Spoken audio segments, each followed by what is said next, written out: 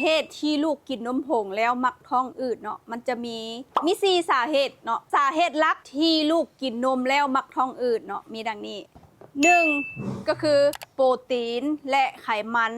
ในนมบางสูตรนะอาจจะเฮ็ดให้ลูกนะหรือว่ากระเพาะของลูกนะย่อยยาก2เนาะ2ก็คือ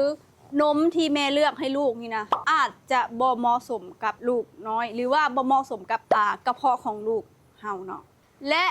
ข้อ3เนาะข้อ3ก็คืออาจจะย้อนว่าแม่ฮะนะส่งนมให้ลูกนะบ่ถูกวิธีเนาะเวลาเฮาส่งนมเฮาแบบอาจจะใส่หลายเกินไป